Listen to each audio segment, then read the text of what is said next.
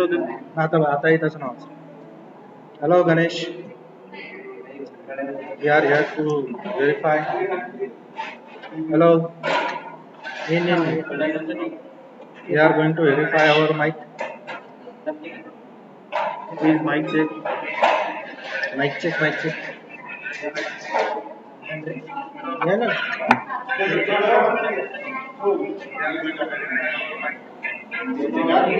हाँ जीवन लासन जीवन ला नाही मायक्रोवेव्ह नाही मग पुसायला लागणार मग ते अरे झुराजी मग त्याचे भागेन सर ते सांगितलं तू पुन्हा 30 सेकंड लेट दाखवते सर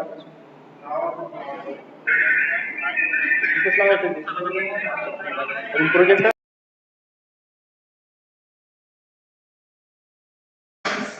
सरांना विनंती करते की त्यांनी आपलं आसन ग्रहण करावं. तसेच मंचावर उपस्थित आदरणीय न्याय समन्वयक डॉक्टर जे जाधव सर विनंती करते की त्यांनी सुद्धा आसनस्थ व्हावं आणि ह्या सर्व मान्यवरांना त्यांनी प्रतिमांचं पूजन करावं.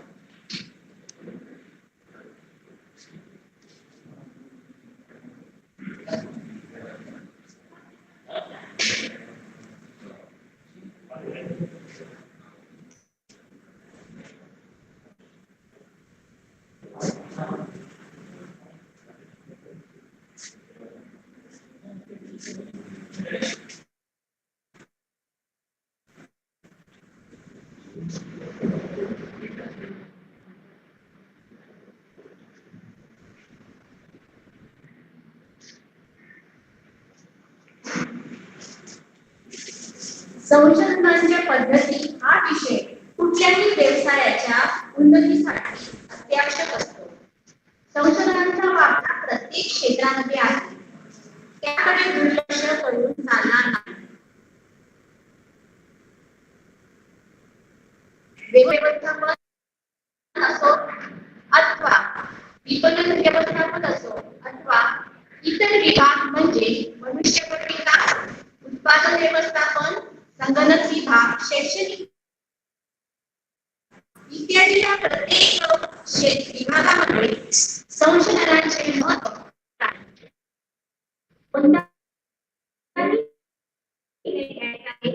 संशोधनावर आधारित असेल तर तो चुकण्याची शक्यता कमी असते. मार्केटिंग मध्ये ग्राहकांचे मानसशास्त्र, जाहिरातींचा परिणाम अशा अनेक महत्त्वाच्या विषयात संशोधनाचा उपयोग होतो. संशोधन हा व्यवस्थापनाचा अविभाज्य घटक आहे. संशोधन कसे करावे हेही समजणे गरजेचे ठरते. कोणत्याही विषयामध्ये संशोधन करताना ते शास्त्रीय पद्धतीने केले तरच त्याचा उपयोग होतो. म्हणूनच संशोधन करण्याची पद्धत व प्रक्रिया नीट समजून घेणे आवश्यक आहे. त्यासाठीच आपण ह्या कार्यक्रमाचे आयोजन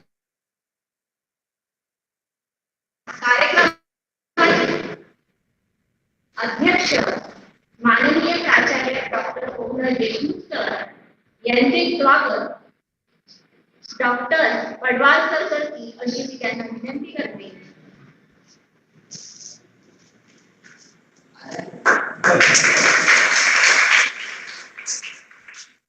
आजच्या कार्यक्रमाचे मार्गदर्शक सन्माननीय डॉक्टर सुभाष गवई सर यांचे स्वागत आदरणीय डॉक्टर जे जाधव सर करतील अशी मी त्यांना विनंती करते.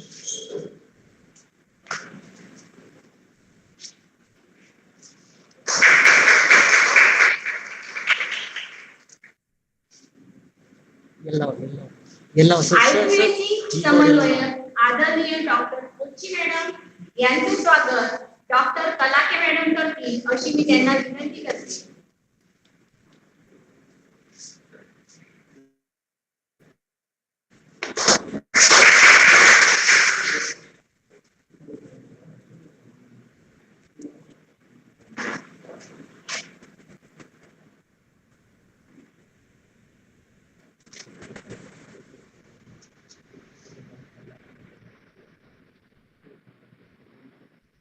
गवई सर आणि बोबडे सरांना विनंती करते की त्यांनी सुद्धा आपल्या कार्यक्रमाचे मार्गदर्शन गवई सरांचं स्वागत कॅम्प्युटरचे करावं. आले ते खराब झालेले आहेत. ते कॅम्प्युटरचे आले ते ऐकायला तुम्ही खराब झालेले ते फिरतच नाही. हे फिरत नसतात, हे फिरतात.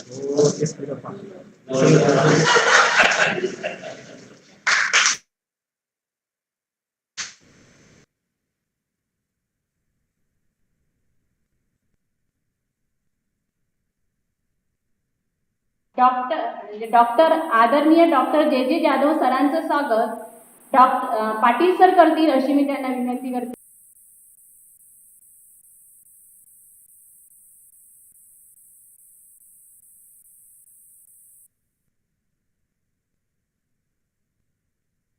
वृंद ह्या सर्वांचं स्वागत मी शब्द सुमनांनी करते. यानंतर मी प्रास्ताविकासाठी आदरणीय डॉक्टर जे जे जाधव सर यांना या ठिकाणी आमंत्रित करते. डॉक्टर जे जे जाधव.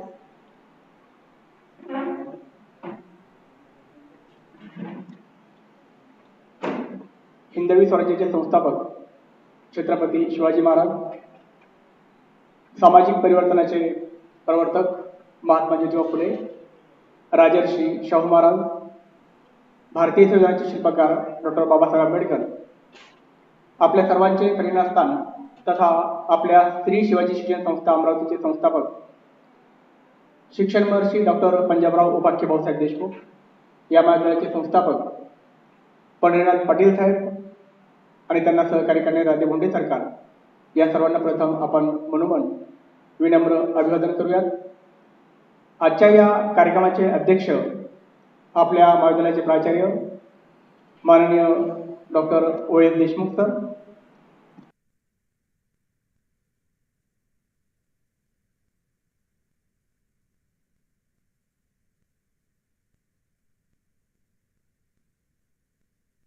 आमचे मित्र आणि आपले मार्गदर्शक रिसोर्स पर्सन आणि कारंजा लाड येथील श्रीमती शकुंतलाबाई धाबेकर महाविद्यालयाचे प्राचार्य, आमच्या पॉलिटिकल सायन्सच्या विभागाचे अध्यक्ष आरआरसी मेंबर माननीय डॉक्टर सुभाष गवई सर, या विचारपीठावर उपस्थित आपले आयक्यूचे कोऑर्डिनेटर माननीय डॉक्टर कोचे मॅम, कार्यक्रम संचालन करणाऱ्या माननीय डॉक्टर अनुराधा मुळे मॅम, उपस्थित सर्व सहकारी बंधू भगिनी, विद्यार्थी मित्र जे ऑनलाईन आहेत त्यांचं सुद्धा या कार्यक्रम प्रसंगी मी या ठिकाणी स्वागत करतो. मित्रांनो, आजचा हा जो कार्यक्रम आपण आयोजित केलेला आहे, या कार्यक्रमाच्या आयोजनाच्या पाठीमागची जी पार्श्वभूमी आहे ही थोडक्यात फक्त मी या ठिकाणी विशद करतो की स्वातंत्र्याच्या पूर्वी आणि जस्ट आपल्याला जेव्हा स्वातंत्र्य मिळालं त्यावेळी जर आपल्या देशाच्या शिक्षण क्षेत्राची जर आपण परिस्थिती ऐतिहासिक दृष्टिकोन त्याच्यावर जर आपण दृष्टिक्षेप टाकला तर आपल्याला लक्षात येईल की प्रायमरी शिक्षण सुद्धा अत्यंत कमी स्वरूपामध्ये आपल्या देशात उपलब्ध होतं. उच्च शिक्षण तर अगदी क्वचित मोठमोठ्या शहरामध्ये आणि त्या संधी सुद्धा खूप कमी लोकांनी मिळायच्या. स्वातंत्र्याच्या नंतर प्राथमिक शिक्षणावर भारतीय संविधानातील तरतुदीनुसार अधिकाधिक भर देण्याचा प्रयत्न मार्गदर्शक तत्वाच्या माध्यमातून करण्यात आला, परंतु प्राथमिक स्तरावर प्राथमिक शिक्षण सुद्धा व्यापक स्वरूपात आपल्या सर्वच लहान मुलांना देण्यासाठी आपल्या शासनाला जवळपास 40-50 वर्ष लागली. आणि आजची स्थिती अशी आहे की चांगल्या पद्धतीने सर्वत्र आपण प्राथमिक शिक्षण आपल्या लहान मुलांना, आपल्या देशातील लहान विद्यार्थ्यांना देऊ शकतो आणि त्याचा विस्तार खूप मोठा वाढला आहे. पण तसं प्रायमरी शिक्षण हा देण्याच्या पाठीमागचा उद्देश शासनाचा, समाजाचा आणि व्यवस्थेत सुद्धा असा असतो की लहान मुलांच्या व्यक्तिमत्वाचा विकास हा आपल्याला चांगल्या पद्धतीने करता आला पाहिजे की जे आपल्या देशाचे भावी नागरिक आहेत. माध्यमिक शिक्षण हे त्याच्यापेक्षा अधिक व्यापक स्वरूपामध्ये त्यांचा विकास सर्वांगीण दृष्टिकोन कसा होईल यासाठी देण्याचा प्रयत्न असतो आणि आपले जे राष्ट्रीय प्रतीक आहेत, आपल्या सामाजिक ज्या जबाबदाऱ्या आहेत त्यांची एक तोंड ओळख त्या माध्यमिक शिक्षणामध्ये करून दिल्या जाते. आणि मग टप्पा येतो की उच्च शिक्षण क्षेत्र जे आहे की उच्च शिक्षण जे आहे ते जास्तीत जास्त विद्यार्थ्यांना कसं उपलब्ध होईल, परंतु खरं म्हणजे ते आपल्या समोर खूप मोठं आव्हान होतं. आणि आज जवळपास 70 वर्षांनंतर जर आपण विचार केला तर ते आव्हान आपण चांगल्या पद्धतीने पेललं असं आपल्याला म्हणता येऊ शकतं. कारण उच्च शिक्षण घ्यायच्या पाठीमागचा आपला हेतू काय, जसं आपण प्रायमरी शिक्षण किंवा माध्यमिक शिक्षणाचा विचार केला तर उच्च शिक्षणाचा उद्देश असा आहे की प्रायमरी आणि माध्यमिक शिक्षण हे स्वतःच्या व्यक्तिगत व्यक्तिमत्व विकासाच्या दृष्टीने आणि आपली सामाजिक आणि जे राष्ट्रीय प्रतिमान आहेत त्यांची ओळख करून घेण्याच्या दृष्टीने आपल्याला आवश्यक असतं. पण उच्च शिक्षण हे आपला समाज समजून घेण्यासाठी, राष्ट्र समजून घेण्यासाठी, आपल्या समाजासमोरच्या राष्ट्रासमोरच्या समस्या समजून घेण्यासाठी आणि एकूणच संपूर्ण जी सामाजिक व्यवस्था आहे, सामाजिक पर्यावरण आहे, राष्ट्रीय पर्यावरण आहे ते समजून घेण्यासाठी अत्यंत आवश्यक असतं. ती कुवत, त्या क्षमता आपल्या विद्यार्थ्यांमध्ये निर्माण करणं अत्यंत आवश्यक आहे.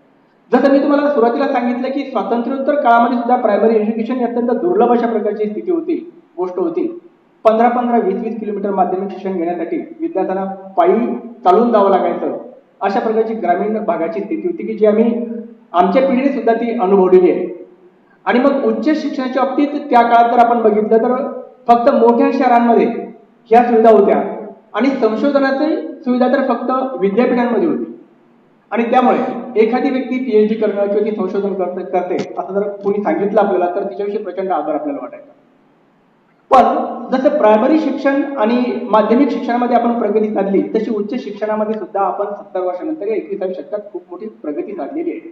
या उच्च शिक्षणाचा जो विस्तार आहे तो मोठ्या प्रमाणात शासन करू शकलेला आहे. आणि त्याचा परिणाम असा झाला की उच्च शिक्षण हे केवळ मोठ्या शहरांची मक्तेदारी राहिली नाही, संशोधन क्षेत्र हे केवळ विद्यापीठांची मक्तेदारी राहिली नाही, तर या संशोधनाच्या क्षेत्रात सुद्धा विकेंद्रीकरण करण्याचा सातत्याने शासनाने प्रयत्न केला. तो यासाठी की संपूर्ण देशातील जे नवीन युवक आहे ज्यांना संशोधन करायचं, उच्च शिक्षण घ्यायचं आहे, त्यांच्यापर्यंत सुद्धा हे उच्च शिक्षण आणि संशोधनाची क्षेत्र पोहोचली पाहिजेत. ते करू शकले पाहिजे.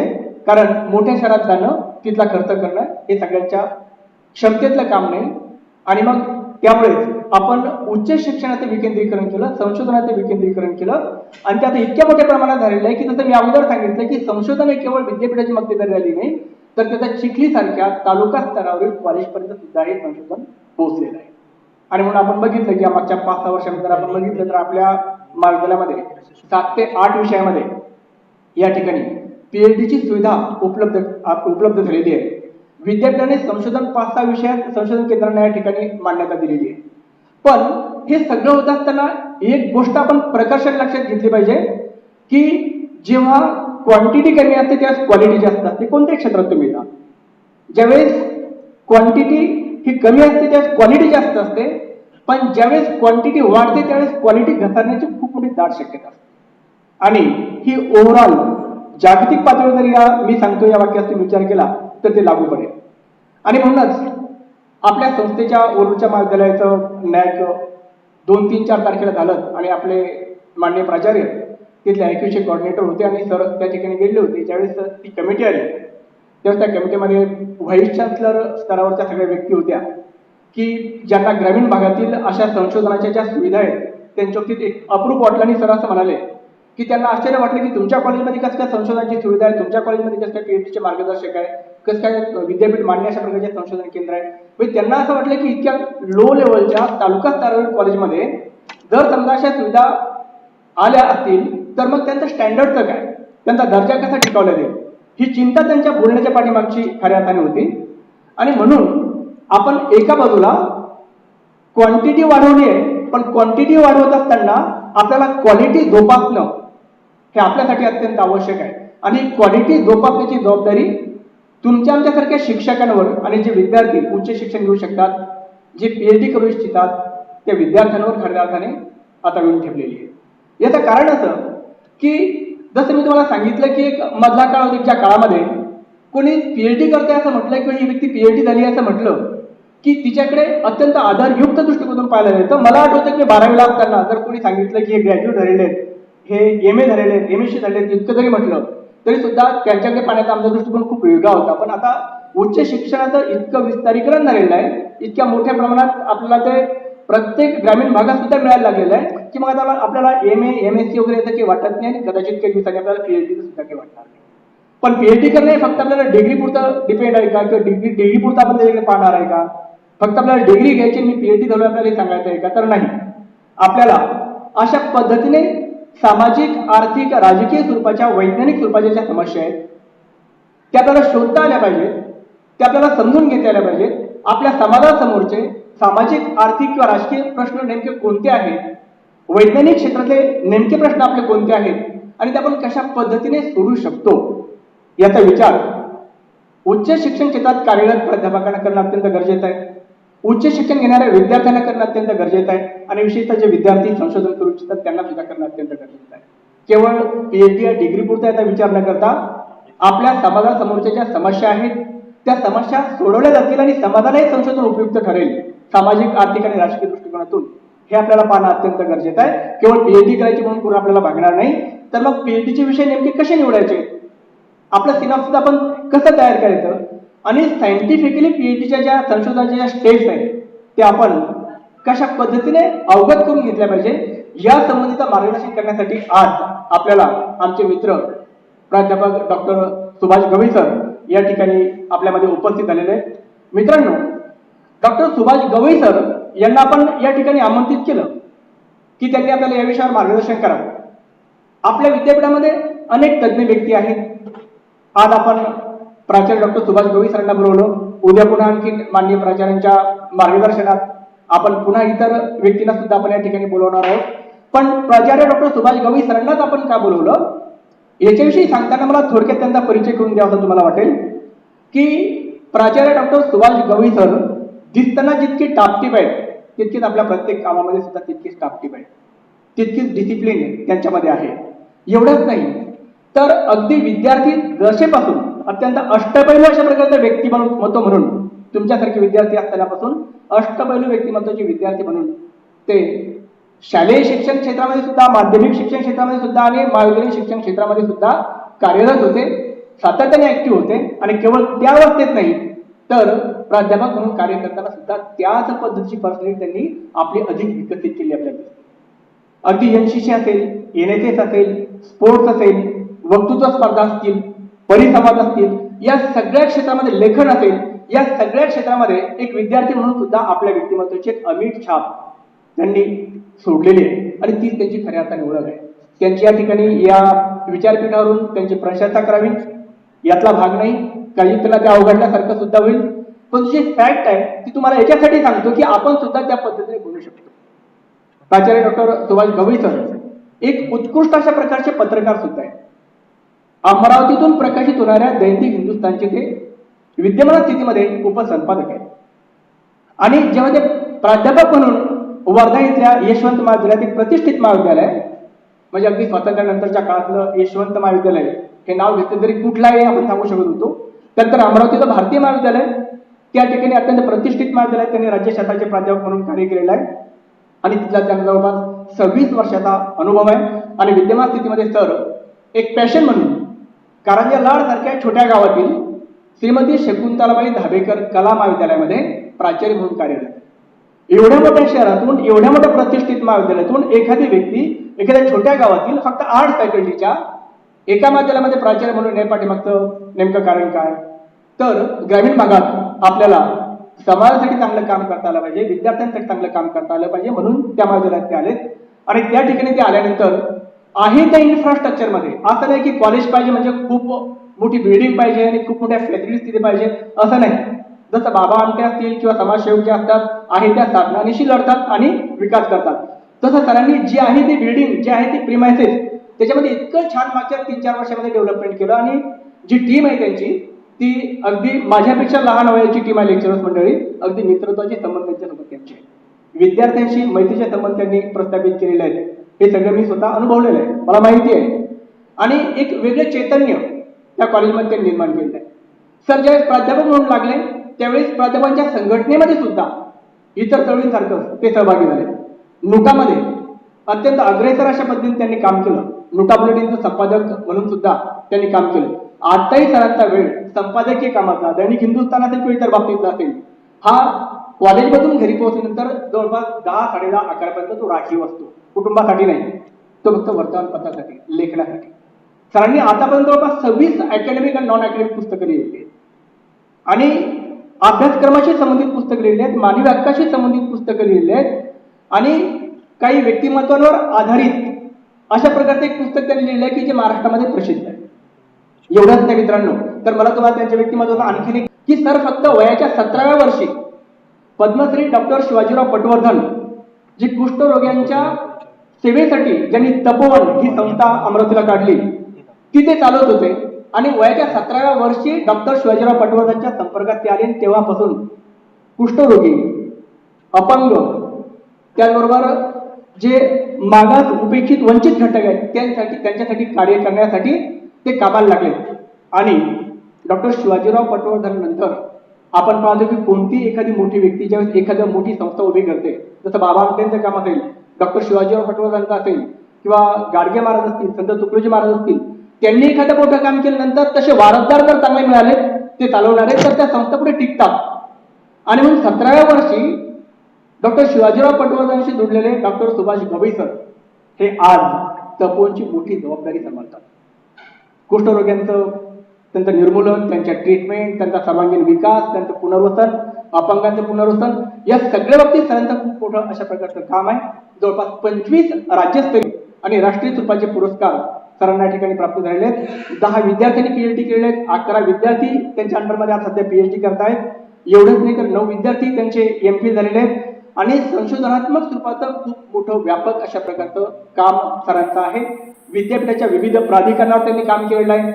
विद्यापीठाचे सिनेट मेंबर म्हणून त्यांनी काम केलेलं आहे. मॅनेजमेंट काउन्सिलचे मेंबर म्हणून त्यांनी काम केलेलं आहे. पॉलिटिकल सदस्य मेंबर आणि त्याचबरोबर अध्यक्ष म्हणून त्यांनी काम केलेलं आहे.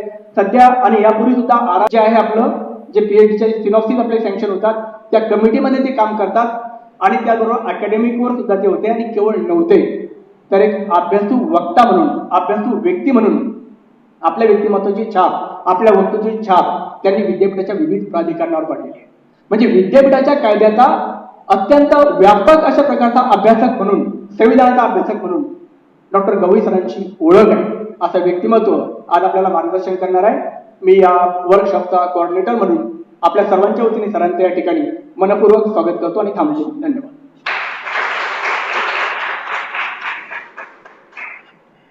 धन्यवाद सर.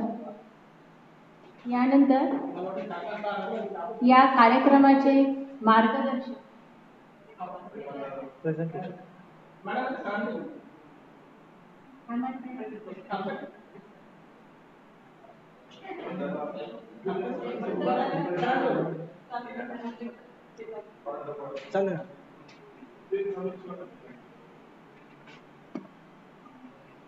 मी सन्माननीय डॉक्टर सुभाष गवई सरांना विनंती करते की त्यांनी संशोधन पद्धती या विषयावर मार्गदर्शन करावे.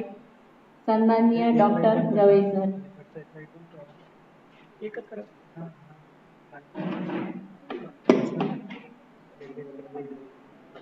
सर्व समाज सुधारक,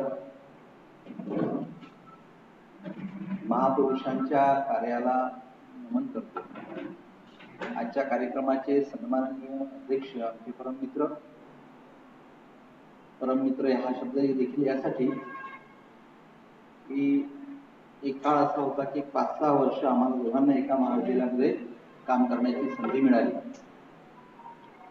आणि इथे आपल्याकडे नुकतेच प्राचार्य म्हणून जॉईन झाले. आदरणीय प्राचार्य डॉक्टर देशमुख सर, फिजिक्स राज्यशास्त्र विभागाचे विभाग प्रमुख माझे लहान बंधू, त्यांनी आताच या ठिकाणी परिचय आणि प्रास्ताविकाच्या माध्यमातून आज आपण कशासाठी जमलो आहोत यावर भाष्य केलं.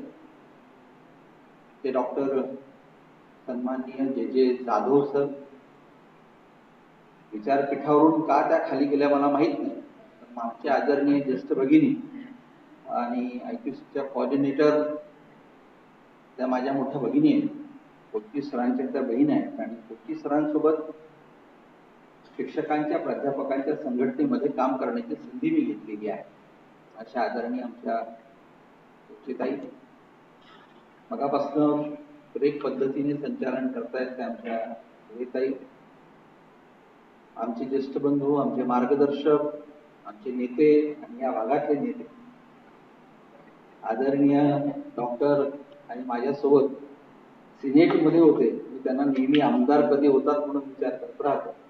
ज्या नावाचाच राजा खूप आहे तिथे म्हणजे राजाच नावानेच राजा असल्यामुळे ते माझे बंधू राजूभाऊ गवई, माझे दुसरे स्नेही बंधू प्राध्यापक डॉक्टर पोपडे, डॉक्टर पटवाळ सर, उपस्थित सर्व विद्वज्जन प्राध्यापक, संशोधनाची आस्था घेऊन या सभागृहामध्ये आपण उपस्थित असलेले सर्व संशोधन करते विद्यार्थी बंधू भगिनी,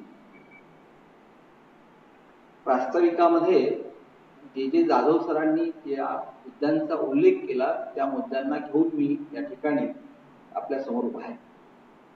उच्च शिक्षणामध्ये उच्च शिक्षण घेता घेता आमची एक पिढी संशोधनापासून खरं म्हणजे वंचित राहिली. आणि ती कशी राहिली? आम्ही शिकत गेलो, पण मेथड काय असते हे माहिती नव्हतं. जे MPhil केलं इथपर्यंतही माहिती नव्हतं. PhD ला जेव्हा आलो तेव्हा PhD होऊन गेले. आणि एक प्रवास या उच्च शिक्षणामध्ये विद्यापीठासमोर मी ही गोष्ट ठेवेल ती अशी राहिली की जेव्हा जेव्हा UGCने काही मॅन्डेटरी केलं, कंपल्सरी केलं, बंधनात्मक केलं, तेव्हा तेव्हा आम्ही काहीतरी करायला लागलो. म्हणजे 6वा वेतन आयोग आला. 6वा वेतन आयोगाच्या महाराष्ट्रातल्या 6वा, 4था, 5वा, 6वा वेतन आयोग लागू करायला आणि विशेषतः या व्यवस्थेला लागू करायला ज्या लोकांचा हातभार लागला त्याच्यामध्ये पहिल्या पंक्तीतला मी आहे. आणि म्हणून मी याचा साक्षीदार राहिलो की आम्हाला काय अपेक्षित होतं आणि काय झालं. शिक्षण क्षेत्रामध्ये उत्तम प्रकारचे संशोधक विद्वज्जन यावेत यासाठी मला नम्रपणे त्या नावाचा उल्लेख आज केला पाहिजे. माजी पंतप्रधान डॉक्टर मनमोहन सिंग यांनी 6व्या वेतन आयोगाच्या प्रिअम्बलमध्ये प्रस्तावनेमध्ये आपलं मत मांडलं आहे. आणि ते मत असं मांडलं की शिक्षण क्षेत्रामध्ये गुणवत्ताधारक विद्यार्थी जर आले पाहिजे, उच्च गुणवत्ता धारकांची गरज असावी लागेल असं वाटत असेल तर त्यांना आपण काहीतरी इन्सेंटिव्ह दिलं पाहिजे, अधिकचं दिलं पाहिजे. म्हणजे पगारा व्यतिरिक्त आपण यांना काहीतरी दिलं पाहिजे. आणि म्हणून 6व्या वेतन आयोगामध्ये म्हणजे आज प्राध्यापक होण्याचं जे काही आकर्षण आहे त्या आकर्षणाचं एक कारण डॉक्टर मनमोहन सिंग आहेत असं मी मानतो. कारण पूर्वीचा काळ जो आहे तो आम्ही सगळ्यांनी बघितला, तो संघर्षमय काळ आम्ही बघितला. आम्ही तुरुंगात गेलो, आम्ही आंदोलनं केली, हे सगळं आम्ही करत गेलो. तर मुख्य मुद्दा असा की यामध्ये गुणवत्ताधारक व्यक्ती आले. म्हणजे काय 55% म्हणजे गुणवत्ताधारण आहे. गुणवत्ता म्हणजे बौद्धिक गुणवत्तेची माणसं ज्यांना शिक्षणामध्ये आणि उच्च शिक्षणामध्ये विशेषतः आस्था आहे, जे लोक या गोष्टीला श्रद्धेने पाहतात. कारण तुम्हाला डॉक्टर मनमोहन सिंगांचा उल्लेख मी यासाठी करतो, जागतिक ख्यातीचे केवळ ते या देशाचे प्रधानमंत्री म्हणून त्यांचा कारकिर्दीचा उल्लेख करण्याची इथे मला गरज वाटत नाही, जरी मी राज्यशास्त्राचा विद्यार्थी असलो तरी. इथे आपल्या विषयाला धरून मी आपल्याशी चर्चा करतो आहे. जागतिक स्तरावरचा विद्वान माणूस म्हणून या माणसाची ख्याती होती. अर्थतज्ञ म्हणून जगामध्ये पहिल्या 3 क्रमांमध्ये देशमुख सर, मनमोहन सिंगांचा उल्लेख होतो आंतरराष्ट्रीय क्षेत्रामध्ये. असा हा विद्वान माणूस जो प्राध्यापक, इकॉनॉमिक्सचा प्राध्यापक म्हणून ज्यांनी काम केलं आयुष्यामध्ये, असा माणूस एका चिंतनावर येऊन थांबतो की उच्च शिक्षणामध्ये उत्तम लोकांची गरज, येण्याची गरज, त्यांना बोलवायचं असेल, त्यांना आकर्षित करायचं असेल तर आपल्याला इन्सेंटिव्ह द्यावा लागेल.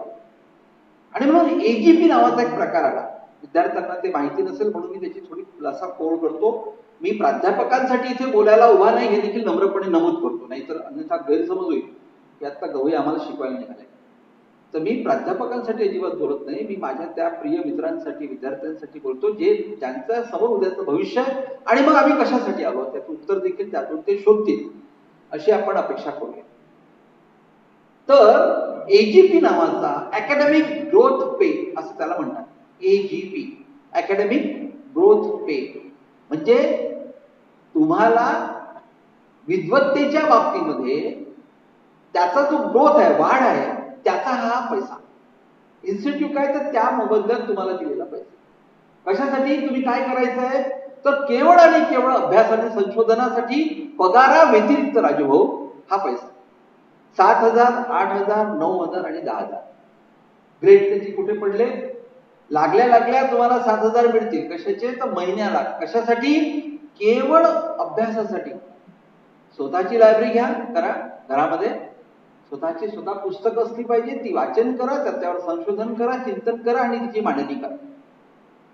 7,000, 8,000, 9,000 ही टप्पे प्रमोशनचे, म्हणजे 10,000 रुपये शेवटच्या टप्प्याला, की एका प्राध्यापकाला पगारा व्यतिरिक्त 10,000 कशासाठी, तर त्यांनी महिन्याभरात तो अकॅडमिक ग्रोथ, त्याची वाढ, विद्वत्तेची वाढ, त्याच्या अभ्यासाची शैक्षणिक गुणवत्तेची वाढ करण्यासाठी 10,000 रुपये निव्वळ खर्च करावे. कशासाठी? त्यासाठी करावे, कपड्यांसाठी नाही, घराला कलरिंग करण्यासाठी नाही, 4 व्हीलर गाडी घेण्यासाठी नाही, सहलीसाठी नाही. हे 10,000 त्याचे, 8,000 त्याचे पडवालचं, 6,000 त्याचे. पगार आहे ना बाकीचं करायला, कुटुंब परिवार चालवायला पगार आहे. हा पैसा केवळ त्यासाठी वापरा. हा इन्सेंटिव्ह देणारा पंतप्रधान या देशामध्ये होऊन गेला, त्याचं नाव डॉक्टर मनमोहन सिंग. आणि मग या व्यवस्थेमुळे मात्र त्याच्यासोबत काही मॅन्डेटरी गोष्टी आल्या, जोडल्या. मी इथे कशासाठी आलो, मला इथे आवर्जून देशमुख सरांनी आणि जाधव सरांनी आणि पोची मॅडमनी का बोलवलं असेल, न्याय काय म्हणून नाही बोलावलं हे लक्षात घ्या. चर्चा करता करता असं लक्षात आलं की याच्यावर आपण कुठेतरी संवाद साधला पाहिजे. हा संवाद साधण्याचा विषय आहे. मी संवाद साधतोय, या मुद्द्याला घेऊन संवाद साधतोय की रिसर्च करत असताना काय गडबडी झाल्या. मी 25 वर्ष विद्यापीठाच्या या सगळ्या प्राधिकरणावर काम करतो. RRC वर आजच्या तारखेमध्ये मी महाराष्ट्रातल्या 5 विद्यापीठाच्या RRC वर आहे, संशोधन मान्यता समितीवर आहे. म्हणजे जे काही PhDचे रजिस्ट्रेशन होतात ते देखील माझ्या समोरून जातात. जे अवॉर्डला जातात त्याचं पॅनल देखील देण्याची जबाबदारी महाराष्ट्रातल्या 5 विद्यापीठांमध्ये मी काम करतो. आणि पुढचा मागचा अनुभव, या सगळ्या अनुभवाचा सार असा आहे की मी जे काही बघत राहिलो, मी जे बघितलं त्यातून हे का घडलं याचं उत्तर दिलं. मग अकॅडमिक ग्रोथ पे आला, पण त्यासोबत काहीतरी जोडून आलं. काय जोडून आलं की तुमचे रिसर्च पेपर असले पाहिजे, तुम्हाला काउंट करताना इतके मार्क तुम्ही काउंट केले पाहिजेत. तुमचा दरवर्षीचा API स्कोर जो आहे, हा स्कोर तुमचा इतक्या टक्क्यांनी आला पाहिजे. प्राध्यापकांबरोबर, विद्यार्थ्यांसाठी नाही. म्हणजे तुम्हाला वाटतं की तुमच्यासाठी काय काय सगळं 80-20 गणित नाही काय, 80 थेरी, असाइनमेंट 20 मार्क, सर जमते काय पहा, गवई समजा ठीक आहे पाहून देऊन टाकू. इकडे तसंच आहे, आमच्याकडे असंच होतं, जमते काय पाहून घ्या. हे असाइनमेंट जे होतं वर्षाला प्राचार्यांसमोर सादर व्हावं लागायचं API स्कोर देऊन की इतके मार्क मिनिमम लेवलला तुम्हाला 3rd कॅटेगरीला मिळाले पाहिजे, 20 मिळाले पाहिजे, 45 मिळाले पाहिजे त्याच्या कॅटेगरीनुसार. आता हे करायला मग काय कॅटेगरी 3 काय, तर तुम्ही रिसर्च पेपर पब्लिश असलं पाहिजे, बुक पब्लिकेशन असलं पाहिजे, सेमिनारला गेले पाहिजे वगैरे वगैरे. हरकत नाही, गेलंच पाहिजे की नाही, छापलंच पाहिजे की नाही, लिहिलंच पाहिजे की नाही. जे लिहिण्याची सुरुवात झाली, जे कागद जमा व्हायला लागले, तर तो सापडला की कागद जमा व्हायला. आणि मग मात्र आर्टिकलला रिसर्च आर्टिकलमध्ये कन्वर्ट झाला. म्हणजे तो निबंध तरी आहे का राजू भाऊ, याचाही शोध करण्यासाठी स्वतंत्र कमिटी बसावं लागेल. म्हणजे संशोधनाची वेगळी कार्यशाळा देशमुख सर कदाचित त्या निमित्ताने, माफ करा मला, मी विज्ञानावर बोलणार नाही, मी ह्युमॅनिटी आणि आर्ट्सच्या बाबतीमधला अनुभव माणूस आहे म्हणून त्याच्यावर बोलतो जे मी पाहिलं. कारण तिकडच्या पेक्षा इकडे कठीण आहे, त्या इकडे भाषा असल्यामुळे लिहावं खूप लागतं, कॅल्क्युलेट नाही करतायत. फक्त मला माझा विचार मांडणी करत असताना तो व्यवस्थितपणे संशोधनाच्या आराखड्यामध्ये, चौकटीमध्ये लिहावं लागतो. आता ते लिहिण्याचं कौशल्य मी जोपर्यंत आत्मसात करत नाही तोपर्यंत मला संशोधन पेपर, निबंध आणि लेख यामधला फरक कळत नाही. म्हणजे मी लेखालाच संशोधन पेपर म्हणायला लागतो, निबंधाला देखील मी संशोधन पेपर म्हणायला लागतो. आणि याचा आनंद घेता घेता आम्ही AGP 6, 7, 8, 9 आणि 10 इथपर्यंत पोहोचून गेलो. आता माहित नाही, गुडविल आम्ही आमच्या जवळ असं तयार केलं की करून घ्या. याचे दुष्परिणाम आम्ही असं बघायला लागलो की PhD मध्ये येणाऱ्या विद्यार्थ्यांना आकडा मोठा आहे. आत्ता परवा विद्यापीठाला जी नॅक कमिटी येऊन गेली, सगळे मित्र होते. जसं मी तुम्हाला परम मित्र म्हणून संबोधलं, मी जसं जे जाधवांना माझा लहान भाऊ म्हणालो, तसं मी ताईला माझी बहीण म्हणालो, असंच नॅकचा तो चेअरमन बोलत होता राजीव भाऊ सारखे आमचे मित्र समोर बसून सगळा सभागृह पाहत इतकं गवडी काय नॅकचा चेअरमन काय म्हणताय हे तर मेरे छोटे भाई विद्यापीठाच्या कुलगुरूंना ते काय म्हणते ये मेरे छोटे भाई भाई बडा मैं इनका आदर करता हूं. इकडे मात्र गुदगुदल्या व्हायला लागला की जमते मग आता भाई काय म्हटल्यावर भाई एक उभा आहे दुसरा भाई उभा आहे. एवढ्या सभागृहासमोर जर तो भाई म्हणून राहिला तर आता काय पाहावं लागतं.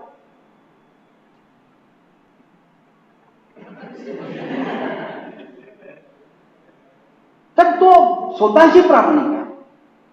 हे नातं काही असू शकेल मात्र पण जिथे मी परफेक्टली जी गोष्ट मी तपासायची ती मी तपासलीच पाहिजे. या मताचे नैतिक मूल्य जपणारी माणसं जेव्हा मी पाहतो तेव्हा मला त्यांच्याबद्दल आदर वाटतो. ए वरून तुम्ही खाली आलात टीका टिप्पणी म्हणून नाही कोणाचं विश्लेषण करायला आपण इथे आलो नाही. आपण यासाठी चर्चा करतोय विशेषतः विद्यार्थ्यांना की आम्ही आम्हाला परफेक्ट केलं पाहिजे. आम्ही आमची भूमिका काय स्वीकारली पाहिजे. मी करेल तर चांगलं करेल नाही तर नाही करणार. शिकेल ना मी पुन्हा पुन्हा शिकेल. 4 लोकांकडे ते काही फरक नाही पडत त्याचा. म्हणजे काल मला कोणी शिकवलं नाही म्हणून मी शिकू नये असं कोणी सांगितलं. आम्हाला कोणी शिकवलं कोणीच नाही. हा प्रवास असाच पुढे जातो. आणि मग विद्यापीठाचा रेकॉर्ड असा होता दादा म्हणजे मागच्या 4 वर्ष जवळपास 2000 सुपरवायझर झाले. आणि हा आमचा प्राऊड होता. रिसर्च मध्ये काय तुमचं कॉन्ट्रीब्युशन आहे तर या विद्यापीठामध्ये या मागच्या 4 वर्षामध्ये 2500च्या वर प्राध्यापक काय झाले सुपरवायझर झाले. यो काय 2500 लोक जर मार्गदर्शक होत आहेत पीएचडीचे म्हणजे ती किती विद्वान असतील यापेक्षा स्वाभाविक आहे. म्हणून आम्ही रिसर्च मध्ये काय कॉन्ट्रीब्युशन आहे तर आमचे 2500 लोक सुपरवायझर आहेत. त्यांना वायझर काय प्रकार माहित नाही सुपरच माहित नाही तो वायझर. म्हणजे मी मार्गदर्शक होतो याचा अर्थ देखील ज्यांना लागत नाही अशी माणसं जेव्हा या क्षेत्रामध्ये येऊन जातात ना तेव्हा त्याचे दुष्परिणाम आणि मी तटस्थपणे तुमच्यासमोर भूमिका मांडतो. अनेक पीएचडीचे जर थिसीस आम्ही ओपन करून पाहिले तर आम्हाला असं लक्षात येतंय की कागदांचे बंडल बांधून ते बाइंड केले गेले आणि त्याला पीएचडी करायचं. दुर्दैव इथून आहे. म्हणजे माझ्या विषयाला सुसंगत असं टायटल देखील मला कळत नसेल आणि आरआरसीच्या मेंबरला कळत नसेल तो पीएचडीचा निघाला ना पुढे केलं ना. पीएचडीची संख्या वाढत गेली ना. यावेळच्या पीएचडी धारकांना किती पीएचडी धारक होते यावेळेस 600 लोकांना यावेळेस पीएचडी अवॉर्ड झाले. आणि त्यामुळे खिडकीवर जाऊन डिग्री घ्यावी लागली. जाधव सर फरक काय पडला राजू भाऊ तुमच्या काळातली गोष्ट आपण होतो सोबत. एक वेळे कुलगुरूच्या हस्ते वर डायसवर जाऊन पीएचडीची डिग्री घेणारी माणसं क्यू मध्ये उभं राहून जर पीएचडीची डिग्री घेत असेल सर्वोच्च पदवी उच्च शिक्षणामध्ये हायर एज्युकेशन मध्ये सर्वोच्च डिग्री हातात घेताना कुटुंबामधला एकमेव खानदानीतला एकमेव राजू कोण गवडे सर कोण पीएचडी झालेला माणूस खानदानीतला पहिला लेकरू कौतुक आपलं पहिला माणूस पीएचडी झाला डॉक्टरेट झाला. किती आनंद. तर पण कसं झाला याचा जेव्हा शोध आम्ही घ्यायला लागलो तेव्हा आमच्या असं लक्षात आलं की आपण कुठेतरी थोडंसं ताकद झालं पाहिजे. भूमिका आपण बदलली पाहिजे. आणि म्हणून चूक कुणाची तर ती आमची आहे. जे द्यायला पाहिजे ते देण्यात आम्ही कमी पडतो. आम्ही ते करून घेण्यामध्ये कमी पडतो आणि ते दिलं गेलं पाहिजे हा आग्रह त्या अनुषंगाने आला. आणि म्हणून पीएचडीच्या बाबतीमध्ये देखील आत्ता का सगळा ह्या धावपळ सुरू झाली तर मॅन्डेटरी केल्या गेली पीएचडी. प्रत्येक प्रमोशनला तुम्हाला पीएचडी असली पाहिजे. आणि आता तर तुम्हाला माहिती आहे की आता प्राध्यापक व्हायचं असेल तर नेट सेट सोबतच तुम्हाला पीएचडी देखील अनिवार्य बेसिक क्वालिफिकेशन झालं. म्हणजे जसं मी एमए B+ झालो पाहिजे तसंच पीएचडी असल्याशिवाय मला इंटरेस्ट नाही आहे या विषयाकडे या व्यवसायामध्ये यायला. म्हणजे एक जास्तीचं क्वालिफिकेशन तुमच्या नावाला जर जुळलं असेल तर आता पीएचडी मध्ये येणाऱ्यांची संख्या वाढते. आणि म्हणून युजीसीच्या डोक्यामध्ये जी कल्पना होती मग सुंदरपणे जे सरांनी ती मांडणी केली की पीएचडीच्या बाबतीमध्ये केवळ विद्यापीठामध्ये संशोधन व्हायचं ही जी सीमितता होती याला व्यापकता दिल्या गेली, याचं विकेंद्रीकरण केलं गेलं आणि ग्रामीण भागापर्यंत पोहोचवण्याचं काम मात्र युजीसीने केलं. युजीसी आता असं म्हणाला की प्रत्येक ज्या ज्या ठिकाणी तो सुपरवायझर आहे त्या त्या ठिकाणी त्याचं सेंटर जर नसेल, संशोधन केंद्र नसेल, त्या फॅसिलिटीज नसतील तर त्याला मात्र सुपरवायझर होता येणार नाही, त्याला काम करता येणार नाही, त्याच्या अंडर मधल्या विद्यार्थी देखील रजिस्टर होणार. आणि मग सुदैवाने मला सांगायला काही हरकत नाही की झालेल्या ऑर्डिनन्स मधला एक पार्ट मी होतो. 1/2016 जो ऑर्डिनन्स केला गेला तो ऑर्डिनन्स या विद्यापीठामध्ये लागू झाला आणि या विद्यापीठाच्या त्या ऑर्डिनन्स प्रमाणे आता मॅन्डेटरी झालं की सुपरवायझर आणि विद्यार्थ्यांनी कोर्सवर्क केला पाहिजे.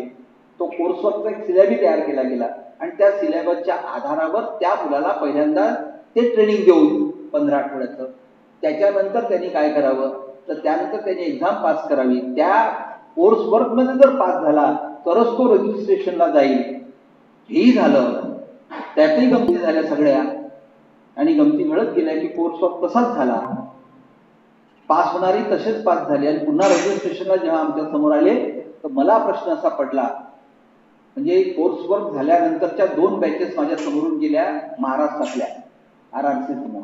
मी महाराष्ट्रातले सांगितलं 5 विद्यापीठामध्ये काम करतो, 5 विद्यापीठामध्ये मी फिरत होतो. तर 2 कोर्सवर्कच्या बॅच बाहेर निघालेल्या बॅच जेव्हा आमच्या समोर रजिस्ट्रेशनला घेऊन आल्या, काय गंमत आहे देशमुख सर, RAC नावाचा प्रकार त्या ऑर्डिनन्स मध्ये दिला. म्हणजे पहिली स्क्रुटिनी कुठे होणार तर ती काही सोप्या लोकांची नाही आहे. चेअरमन आहे त्याचे प्राचार्य, सुपरवायझर आहे त्याचे मेंबर आणि त्याच्या अंडरमध्ये काम करतो तो मेंबर सेक्रेटरी आहे त्याचा. म्हणजे यांनी सगळ्यांनी ते बसून काटछाटूट करून तपासून की हे टायटल बरोबर आहे पॉलिटिकल सायन्सला, हिस्ट्रीला, सोशॉलॉजीला, मराठीला, आणि मग ते पाठवायचं वर. म्हणजे आम्ही काय करायचं खरं म्हणजे RRCच्या मेंबरनी डोळे बंद करून जेव्हा RACनी पाहिलं ना, म्हणजे 5 लोकांच्या टीमनी जे सुपरवायझर्स आहेत अशा लोकांनी याला अप्रुव्हल दिलाय या टायटलला, हे पास झालं. त्यानंतर जर तिथे थांबून आम्हाला करावं लागते की हा बदल झाला पाहिजे, हे तर रिलेव्हंट नाही आहे, हा विषय कसा होऊ शकतो, तर मग प्रश्न पडतो कोर्स झाला का, प्रश्न पडतो यांना कळलं काय, आणि प्रश्न पडतो याला विषय समजून जायला. आणि म्हणून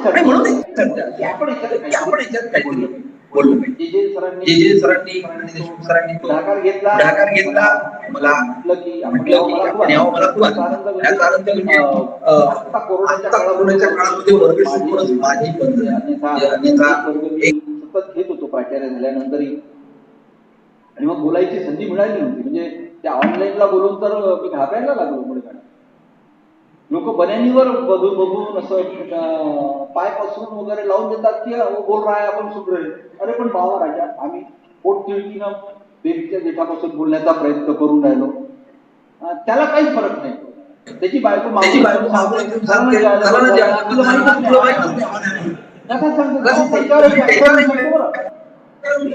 जेवढे भाषण केली ना समोर काय वाटणार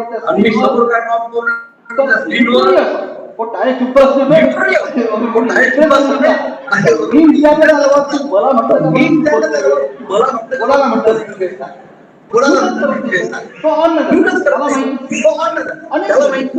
कारण त्याचं अवेअरनेस अपेक्षित आहे की नाही देऊन दिलं मला वापरायचं असेल, मला सगळं गमतीशीर आहे. त्याच्यामुळे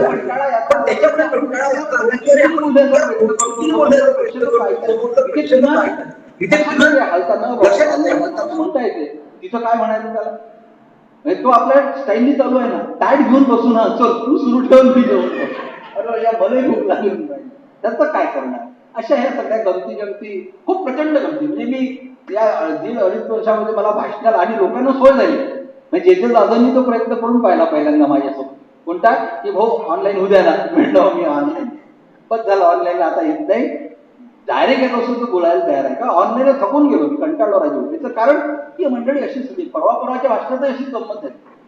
तर असा हा विषय, आणि म्हणून तुमच्या समोर मी सादर आहे की आपण रिसर्च मेथोडॉलॉजीवर मी काही PPT तुमच्या समोर मुद्दे घेऊन आलाय, त्याच्यावर आपण चर्चा करूया आणि समजून घेण्याचा प्रयत्न करूया की माझा जो काही विषय असेल तो या चौकटीत मी जेव्हा बसवेन तेव्हा तो रिसर्च मेथोडॉलॉजीला मूव्ह करतो आणि त्यानंतरच ते माझं रिसर्च जे आहे ते सुरू होतंय.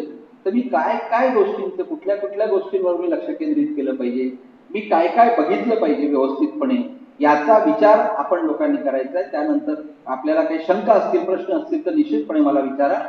तर रिसर्च मेथॉडॉलॉजी म्हणजे संशोधन पद्धतीमध्ये ज्या गोष्टींची गरज आहे, एक विचार त्याला रिसर्च मध्ये कन्व्हर्ट करायचं.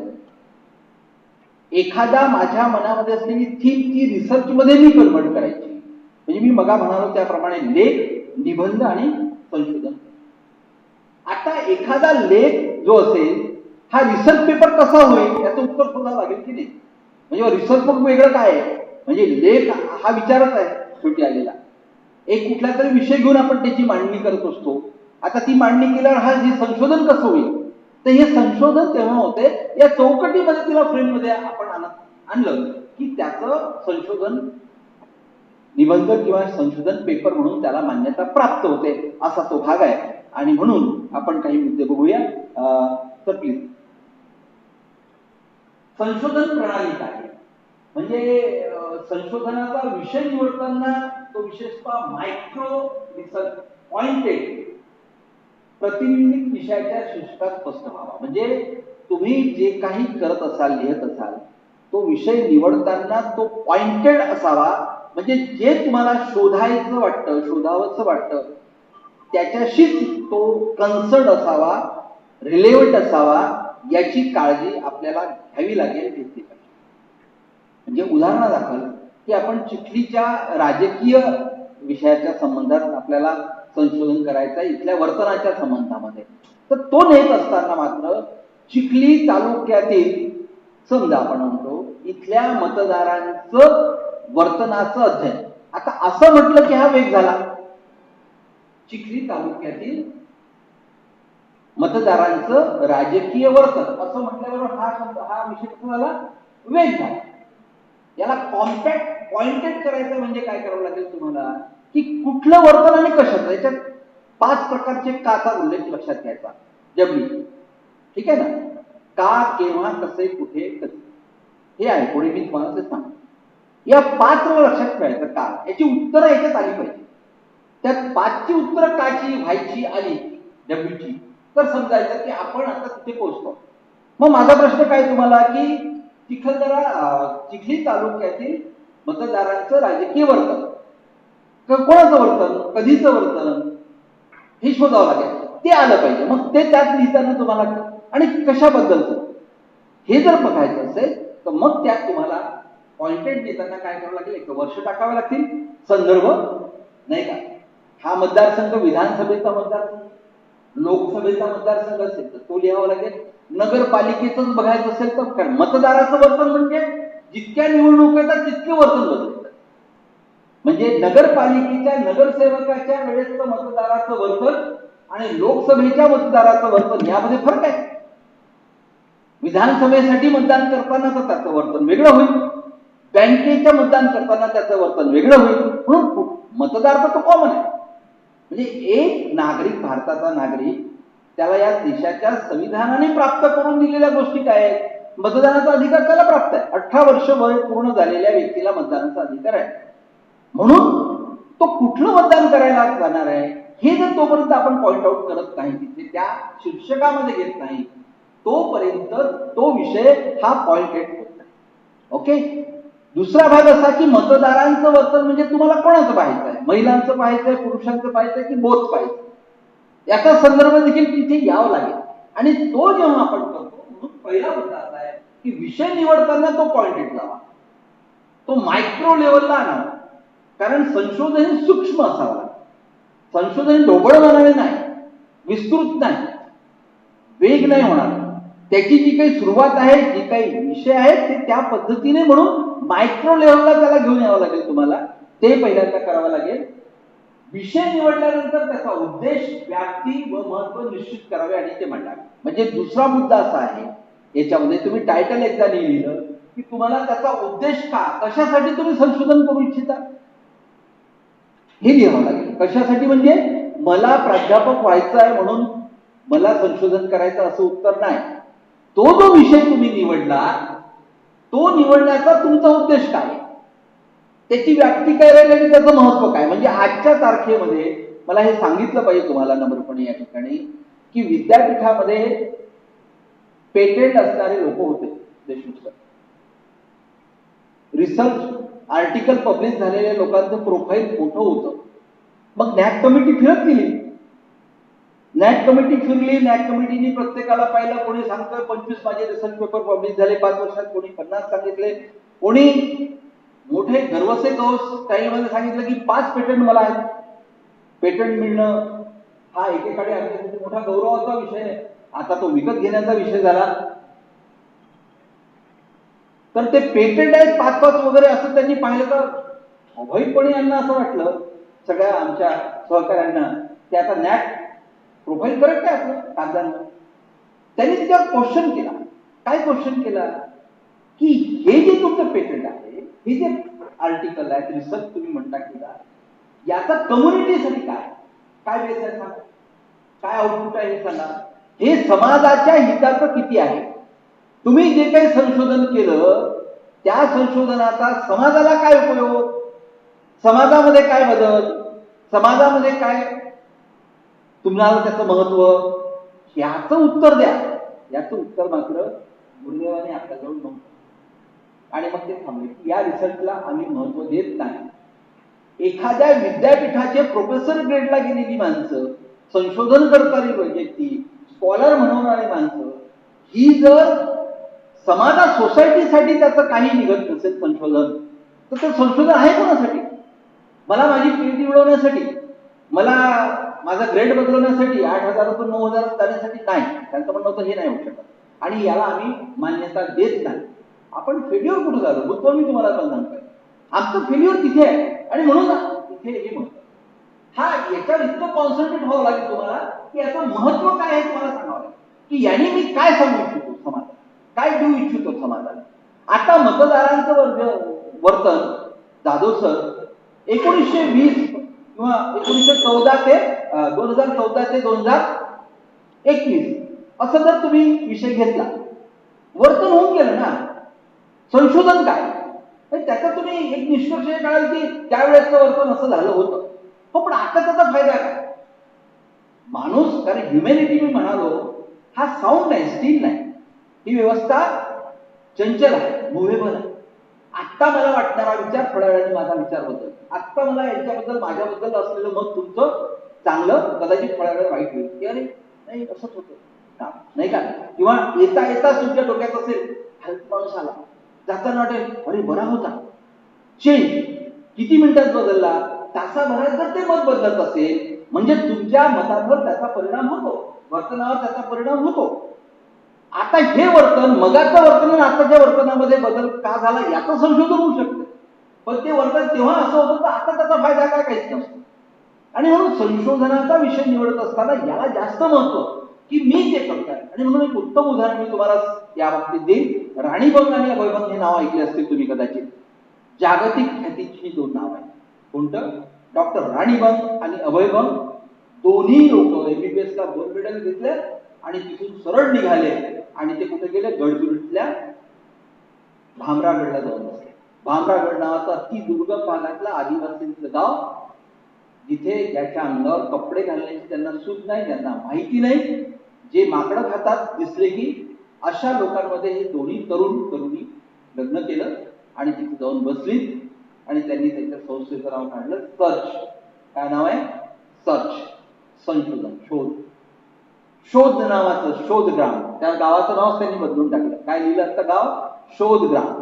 तिथे कधीतरी जाऊन या, कधीतरी बघा हे सगळं. त्यांनी काय सर्च केला तर बालमृत्यूचं प्रमाण या भागामध्ये काय, इथे दारूबंदी नसल्यामुळे, इथे दारू व्यसनामुळे काय दुष्परिणाम झाले, इथल्या महिलांच्या आरोग्याच्या प्रश्नांची उकल काय, याचा शोध तिथे प्रत्यक्ष आयुष्य घालणार. म्हणजे अजूनही ते तिथे आहे. आत्ता वयवर्ष त्याचं 65-70 झालं. कधी गेले होते, वयाच्या 23व्या वर्षी तिथे गेलेले ही माणसं. प्रकाश बाबा आमचे माहिती आहे नाव तुम्हाला, माझे मित्र आहेत. कारण मी इकडे कृष्णरोग्यांमध्ये काम करतो, त्यांनी सांगितलं म्हणून. किती वेळ वर्षी गेला, 23व्या वर्षी गेला. 34-35 वर्ष प्रकाश बाबा आमटेला कोणी ओळखत होतं, बाबा आमटेला ओळखत होते. तेव्हा मी जायचो तेव्हा त्यांना आनंद हा व्हायचा की अरे मला बरं झालं, कोणीच येत नाही, तुम्ही येते नाही आमच्याकडे वगैरे वगैरे. कारण घंटाक अरण्यामध्ये नक्षलवादी अवतीभोवती फिरतात, अशा साईडला ते लोक राहतात. आज गंमत अशी आहे की प्रकाश बाबा आमटे नावाचा चित्रपट आला आणि आता तिथं वेटिंग लिस्ट आहे. म्हणजे आता जर मी प्रकाश बाबा आमटेंना फोन केला की भाऊ यायची इच्छा होती, तर तो म्हणतो यार आता या महिन्यात नको, खूप रश आहे आमच्याकडे, पुढल्या महिन्यात येईल. हा बदल लोकांना 40 वर्षानंतर प्रकटन झालं की प्रकाश बाबा आमटे नावाचा एक तरुण आदिवासींमध्ये जाऊन इतकं भयंकर काम करतो, जो शोध घेतो. संशोधन ते की माझा आउटपुट काय, तर युनिसेफला आणि WHO ला त्यांचे रेकमेंडेशन मान्य होतात. राणीबाग आणि अभयबागचे, कारण प्रत्यक्ष समाजासाठी माझं संशोधन काय कामात पडेल याचा विचार मानववंशशास्त्राने किंवा मानव विज्ञान शाखेच्या लोकांनी देखील करण्याची गरज आहे. आपण आपला संबंध रोज व्यक्तीशी आहे आणि म्हणून असे विषय निवडले गेले पाहिजे जे थ्रिल आहे, ज्याच्यामध्ये लोकांचं ज्याच्याकडे अजूनपर्यंत लक्षच नाहीये, असे विषय निवडून त्या विषयामध्ये संशोधन करणं. आणि म्हणून हा विषय जास्त महत्वाचा. तुम्हाला त्याची व्याप्ती माहित असली पाहिजे की मी किती माझा स्कोप आहे, माझी एरिया काय आहे, कुठल्या एरियामध्ये मी काम करणार आहे, किती एरिया राहणार आहे माझ्या कामाचा, माझं त्याचं महत्व काय राहणार आहे समाजाला, मी या संशोधनाचं महत्व मला प्रूव्ह करता आलं पाहिजे, ते लिहावं लागेल. आणि ती मांडणी, ती जोपर्यंत ती कन्सेप्ट तुमची क्लिअर नसेल, कशासाठी मी करतो हे उत्तर नाही, व्यावहारिक उत्तर नाही. म्हणजे तोंडापर्यंत आलेली उत्तर काय, PhD करायचं करतो, काय करतो, तर प्राध्यापक व्हायला करतो.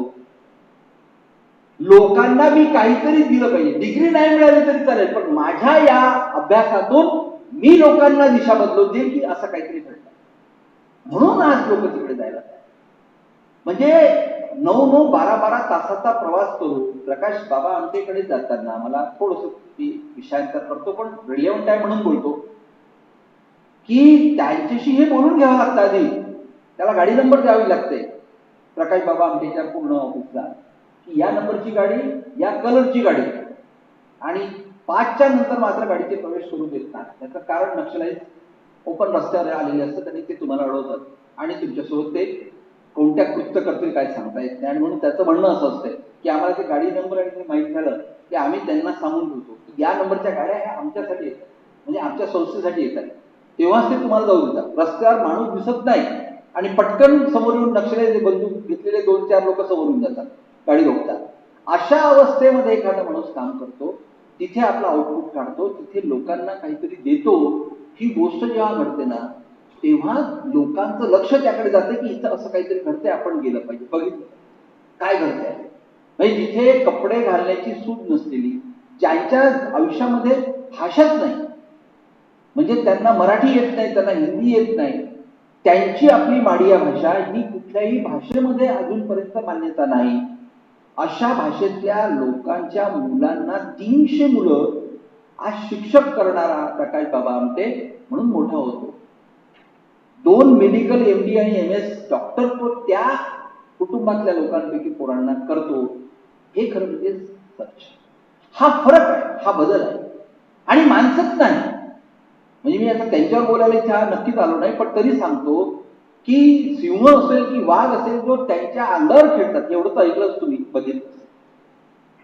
हे जे होतं ना, हे याचा परिणाम की मी जेव्हा त्याच्यामध्ये एकाग्रपणे मी त्या विषयाला घेऊन काम करायला सुरुवात करतो, मला त्यातले खाचे थोडके कळायला लागतात.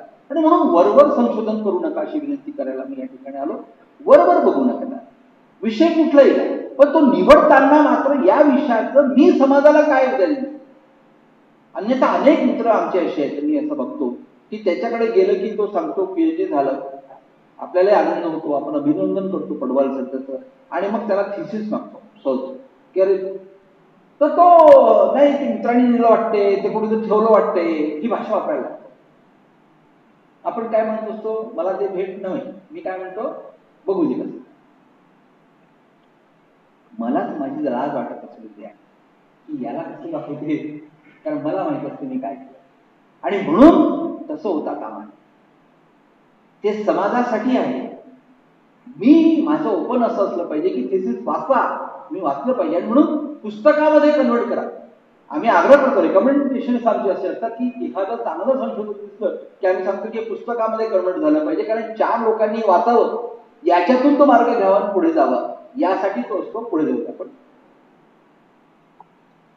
आता मग आम्ही म्हणालो ना, संशोधनकर्त्यांनी 5 क वापर करावा. 5 क म्हणजे काय? काय, कोणी, कसे, कधी आणि कुठे. हे 2 ठिकाणी काम करतात. माझ्या पत्रकारितेमध्ये देखील हे काम करतात. आम्हाला पत्रकारिता करताना या 5 चं उत्तर प्रत्येक बाबतीत शोधावं लागतं आणि ज्याला हे पडतं तो उत्तम बातमीदार होतो. बातमीदार होणं, पत्रकार हा पुढचा विषय, पण बातमीदार होणं, बातमी लिहिणं, या 5 क उत्तर काय, कोणी, कसे, कधी आणि कुठे याचा शोध तुम्हाला त्या टायटलच्या अनुषंगाने तुमच्या रिसर्च मध्ये, तुमच्या संशोधनामध्ये सातत्याने डोक्यात ठेवून काम करावं. मी काय करतोय, कशासाठी काय करतोय, कोण करतोय, कसं करतोय, कधी आणि कुठे, हे सगळं माझं रिसर्च जे आहे, संशोधन जे आहे, हे याच्या अवतीभोवती फिरलं पाहिजे. त्याला डब्ल्यू म्हणतात.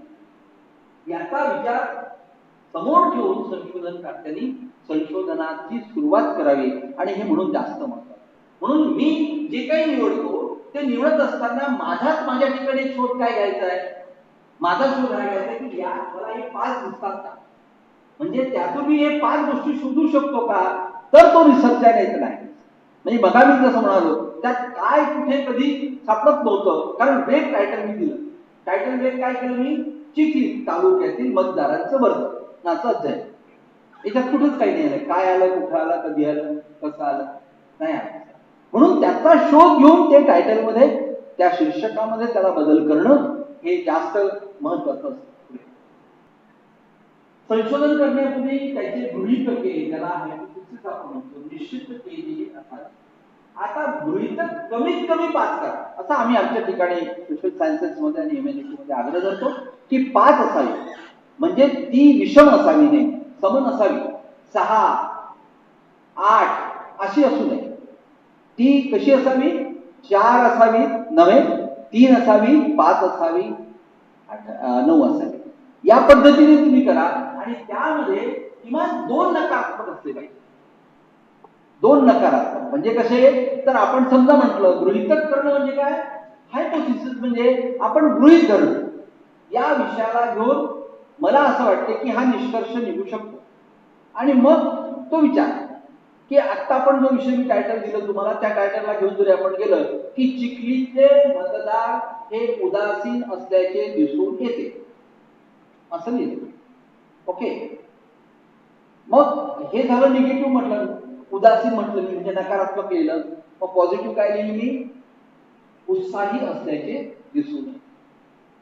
हे लिहित असताना 4 अंतर की बहुसंख्य मतदारासाठी सक्रिय दिसले, अल्प मतदार हे दिसले नाही, किंवा महिलांचं प्रमाण, हे लिहित असताना 2 नकारात्मक बाजू त्याच्यात निश्चितपणे घ्यावे लागतील आपल्याला. याचं कारण असं की संशोधनाला एकदा ती मान्यता मिळाली, आपण समजून घेऊया. म्हणजे PhD करणाऱ्या विद्यार्थ्यांना विशेषतः मी समजावून सांगतोय, कशाला मान्यता देतो आम्ही लोक, RRCचे मेंबर कशाला मान्यता देतो, तर टायटलला मान्यता असते. शीर्षकाला मान्यता आहे, आतल्या कंटेंटला मान्यता नाही.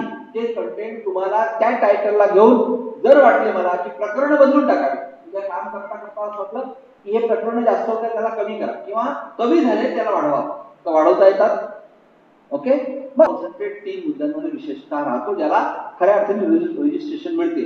तुमचं टायटल, तुमचं गृहीतक म्हणजे हायपोथेसिस, आणि तुमचे ऑब्जेक्ट, उद्देश काय होते, हे शेवटच्या टप्प्यामध्ये देखील आम्ही तपासतो.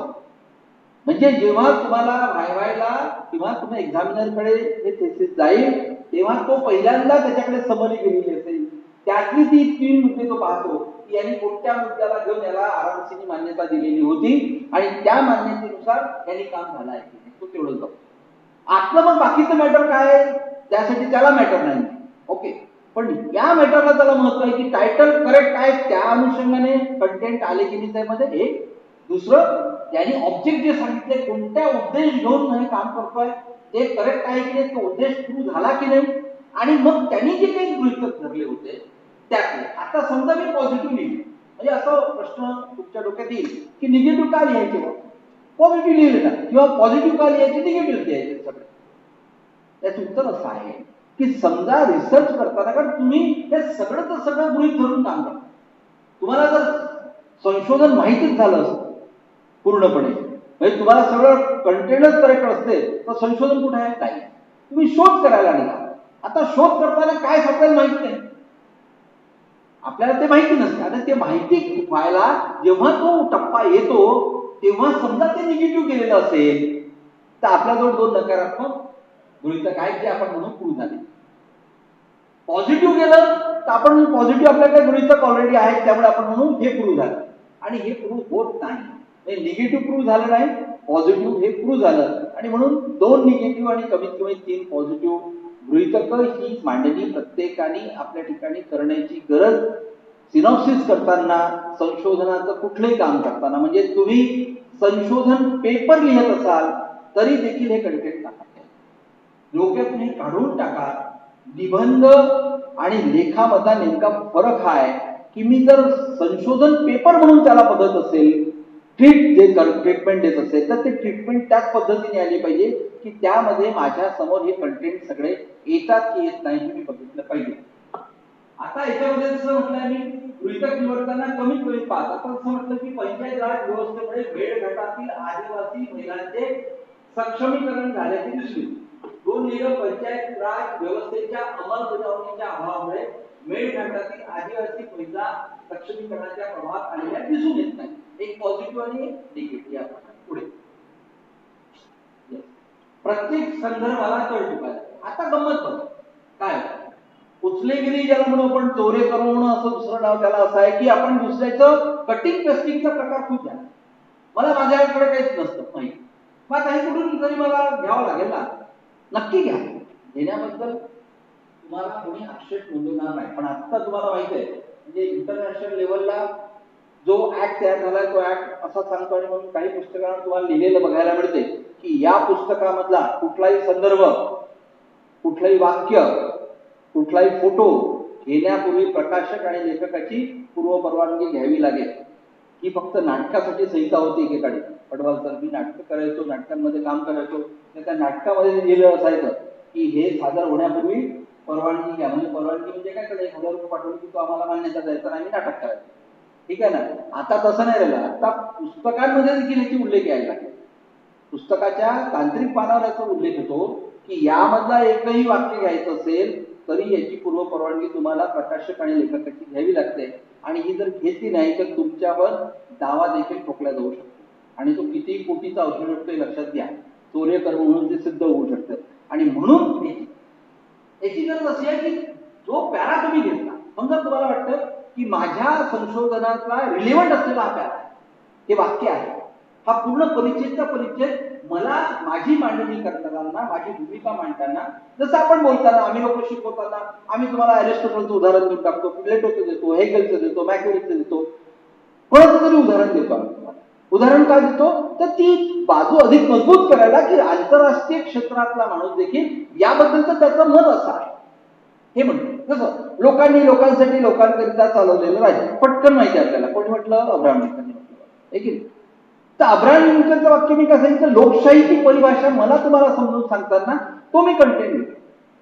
आता ते जिथून कुठून घेतलं त्याला आपण म्हणतो तळटीप. तळटीप म्हणजे काय? फुटनोट.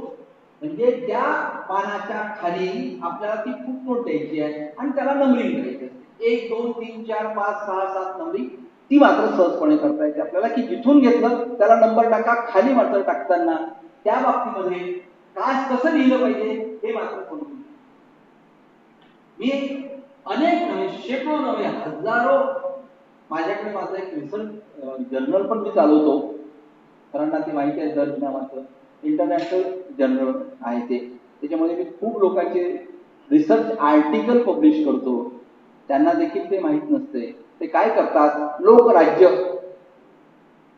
संदर्भ सूचीमध्ये काय, लोकराज्य, महाराष्ट्र टाइम्स, एखाद्या पुस्तकाचं नाव, त्या लेखकाचं नाव, असं करून चालत नाही. तर लावण्याची पद्धत अशी आहे, सुरुवातीला आडनाव लिहावं लागतं, त्याला कॉमा, नंतर त्याचं नाव. म्हणजे जे जाधवांनी एखाद्या चा रेफरन्स तुम्हाला घ्यायचा असेल तर जाधव कॉमा डॉक्टर जे जे आणि मग त्या पुस्तकाचं नाव, पुस्तकाच्या नावानंतर प्रकाशकाचं नाव, प्रकाशकाच्या नावानंतर कोणत्या वर्षाला ते प्रकाशित झालं ते आणि नेमकं कुठल्या पानावर म्हणून तो तुम्ही संदर्भ घेतला त्याचा पुस्तक नाव. हे अत्यंत महत्वाचं आहे, आपण सगळे समजून घेऊ. ही जोपर्यंत ही गोष्ट तुम्ही करत नाही तोपर्यंत तुम्ही रिसर्च मध्ये गेलाच नाही. तुम्हाला या स्टाईलनीच पुढे जायला लागेल आणि हीच पद्धत तुम्हाला स्वीकारते. ही